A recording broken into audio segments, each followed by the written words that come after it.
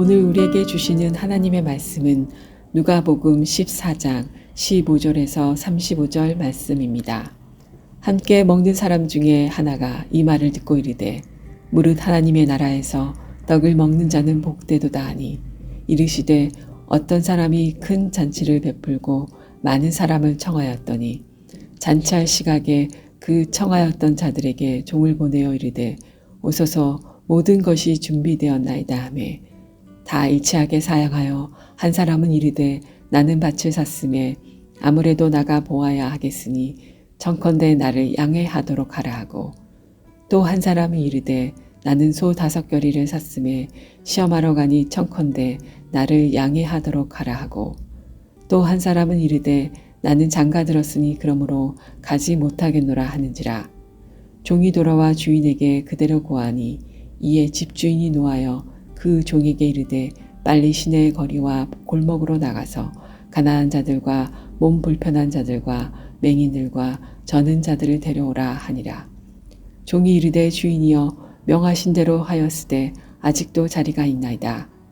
주인이 종에게 이르되 길과 산울타리가로 나가서 사람을 강건하여 데려다가 내 집을 채우라. 내가 너에게 말하노니 전에 청하였던 그 사람들은 하나도 내 잔치를 맛보지 못하리라 하였다 하시니라. 수많은 무리가 함께 갈새 예수께서 돌이켜사 이르시되 무릇 내게 오는 자가 자기 부모와 처자와 형제와 자매와 더욱이 자기 목숨까지 미워하지 아니하면 능히 내 제자가 되지 못하고 누구든지 자기 십자가를 지고 나를 따르지 않는 자도 능히 내 제자가 되지 못하리라. 너희 중에 누가 망대를 세우고자 할진대 자기의 가진 것이 준공하기까지에 족할는지 먼저 앉아 그 비용을 계산하지 아니하겠느냐. 그렇게 아니하여 그 기초만 쌓고 능히 이루지 못하면 보는 자가 다 비웃어 이르되 이 사람이 공사를 시작하고 능히 이루지 못하였다 하리라. 또 어떤 임금이 다른 임금과 싸우러 갈 때에 먼저 앉아 1만 명으로서 저 2만 명을 거느리고 오는 자를 대적할 수 있을까 헤아리지 아니하겠느냐. 만일 못할 터이면 그가 아직 멀리 있을 때에 사신을 보내어 화친을 청할지니라. 이와 같이 너희 중에 누구든지 자기의 모든 소유를 버리지 아니하면 능히 내 제자가 되지 못하리라. 소금이 좋은 것이나 소금도 만일 그 맛을 잃으면 무엇으로 짜게 하리요. 땅에도 거름에도 쓸데없어 내버리느니라. 들을 귀가 있는 자는 들을지어다 하시니라. 아멘. 오늘 본문에서 예수님은 큰 잔치 비유를 말씀하고 있습니다. 16절을 보면 어떤 사람이 큰 잔치를 베풀고 많은 사람을 청하였다라는 말로 비유가 시작됩니다. 어떤 사람이 큰 잔치를 열고 많은 사람들을 초대한 것입니다. 그리고 이어지는 17절을 보면 이 주인은 종을 보내어 청하였던 자들에게 모든 것이 준비되었으니 잔치에 오라고 초청합니다. 지금 17절에서 청하였던 자들이라고 말하는 것은 이미 이 사람들이 1차적으로 잔치의 초대에 응했기 때문입니다. AD 1세기 때 유대인들은 잔치에 사람을 초대할 때 2번 했다라고 합니다. 첫 번째로는 이 잔치에 올 수 있는지를 물은 뒤에 초대에 응한 사람들의 숫자를 파악해서 잔치에 필요한 제반 음식들과 물품들을 준비한 이후에 두 번째로 잔치 시간에 맞춰 종들을 초대에 응한 사람들에게 다시 보내는 것입니다. 그래서 결국에는 2번의 초대를 통해 사람들을 초청하는 것이죠. 그래서 17절에서도 모든 것이 준비되었으니 오소서라고 말합니다. 잔치를 위한 모든 준비가 마쳐졌으니 이제 오시기만 하면 된다라는 것입니다. 지금도 그렇지만 이 시대에 이러한 성대한 잔치에 초대되는 것은 그 자체가 특권이었습니다. 아무리 대단한 지위와 권세와 재물을 가지고 있더라도 초대를 받지 못하면 오고 싶어도 올 수 없었던 것이지요. 그러니 초대를 받았다라는 것은 그 자체가 특권이요 영광이었던 것입니다. 이제 이렇게 잔치도 완벽하게 준비되었으니 뭐만 하면 될까요? 주인이 잔치를 다 준비했으니 초대된 사람들은 그저 감사함으로 와서 잔치를 흥겹게 즐기기만 하면 되는 것입니다. 그런데 18절을 보면 누구도 예상하지 못한 뜻밖의 상황이 일어나지요. 잔치에 오겠다던 사람들이 막상 잔치 시간이 되어 초청을 하니 거절한 것입니다. 더 놀라운 것은 18절에서 말하기를 한 명이 아니라 다 일치하게 거절했다라고 말합니다. 이 시대에 초대를 거절하는 것은 주인에게 큰 결례요 수치를 안겨주는 행동이었습니다. 특별히 유대 사회의 핵심 가치가 명예와 수치라는 점을 생각한다면 지금의 이 행동은 주인의 명예를 땅에 떨어뜨려 허물어뜨리는 행동이었다라는 것입니다. 이런 치명적인 사회적 결례임에도 불구하고 사람들이 초대에 불응한 이유가 무엇일까요? 17절부터 20절까지의 말씀을 보면 어떤 사람은 밭을 사서 돌봐야 하기 때문에 거절하고 어떤 사람은 소 5겨리를 샀기 때문에 여기서의 겨리는 소 2마리가 끄는 쟁기를 말합니다. 즉 10마리의 소가 끌 쟁기를 샀으니 시험을 하기 위해서 거절하고 어떤 사람은 장가에 들게 되어 거절했다라는 것이죠. 지금 열거된 이유들을 살펴보면 내용은 다르지만 하나의 공통된 핵심 가치가 있습니다. 무엇일까요? 바로 나입니다. 밭이 상징하는 것은 내 소유지요. 지금 내 소유를 늘리는 것이 나의 가장 큰 관심사인 것입니다. 소의 5겨리도 마찬가지입니다. 지금 나의 계획대로 쟁기를 사서 이렇게 저렇게 시험을 해봐야 하니 나의 계획 때문에 잔치에 오기를 거절한 것이고요. 장가도 마찬가지지요. 나의 즐거움이 더 크고 더 중요하기 때문에 주인의 잔치를 거절한 것입니다. 바로 나의 소유, 나의 계획, 나의 즐거움 때문에 잔치에 가겠다고 약속을 했지만 오기를 거절한 것입니다. 잔치에 가면 더 큰 즐거움과 더 놀라운 풍요로움과 더 아름다운 기쁨이 있을 것인데 내 것을 붙잡는다고요. 나의 소유, 나의 계획, 나의 즐거움을 붙잡고 요거 못 놔서 이 놀라운 잔치에 참여할 기회와 특권을 놓치고 만 것입니다. 그러니 어떻게 되어버리나요? 21절입니다. 종이 돌아와 주인에게 그대로 고하지요. 그랬더니 집 주인이 경노하여 명령합니다.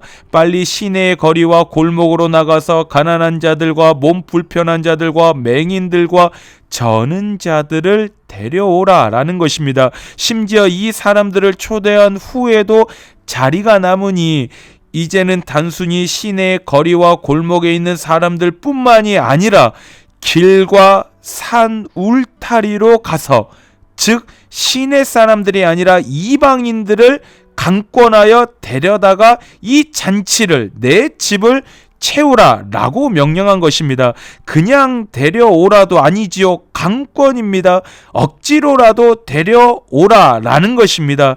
지금 주인의 분노가 얼마나 큰지 느껴지시나요? 그리고 주인이 말하지요.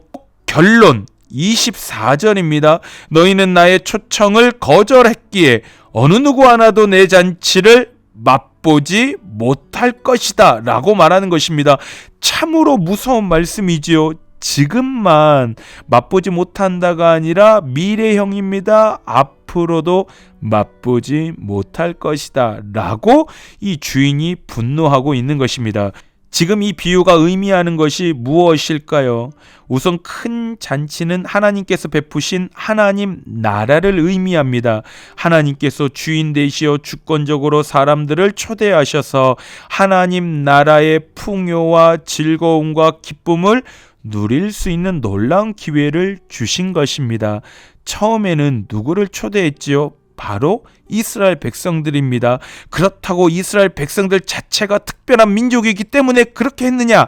아니지요. 그저 하나님의 은혜로 초대를 받은 겁니다. 그저 하나님의 한량없는 은혜로 말미암아 하나님의 백성으로 선택받고 초대되었다라는 것이죠. 그런데 이러한 놀라운 은혜를 받았음에도 불구하고 이스라엘 백성들은 어떻게 했던 것일까요?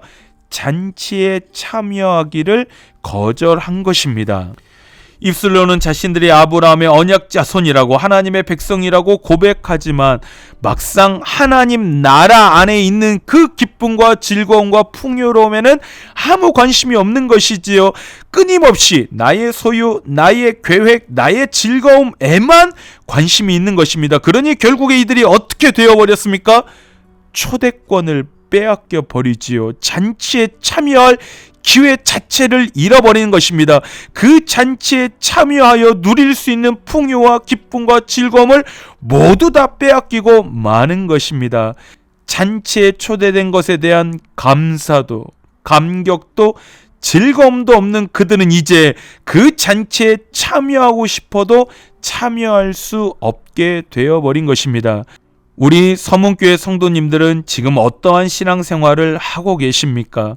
하나님께서 베푸신 놀라운 은혜의 큰 잔치에 참여하고 계신가요? 초대장에 응답하고 계십니까? 아니면 그저 입술로만 그 잔치에 저도 참여하겠습니다라고 말하고는 이스라엘 백성들과 같이 나의 소유와 계획과 즐거움 때문에 하나님 나라의 잔치를 거절하고 계시지는 않으신가요? 저는 개인적으로 우리 서문교회가 가진 아름다운 모습 중에 하나가 바로 말씀과 나눔의 잔치가 풍성하게 준비되어 있다라는 점이라고 생각합니다. 저는 서문교회 목사로서 이 부분에 대해서 나름 자부심이 있습니다. 제가 서문교회 목사라서 그런 것이 아니고요. 객관적으로 보아도 이렇게 다양한 양육 훈련이 체계적으로 되어 있는 교회가 생각보다 그리 많지 않습니다. 우리 다락방 모임은 어떠한가요? 정말 그렇지 않습니까? 이 정도로 소그룹이 잘 운영되어 많은 분들이 적극적으로 참여하고 은혜를 나누고 하는 일은 절대로 쉬운 일이 아니다라는 것입니다.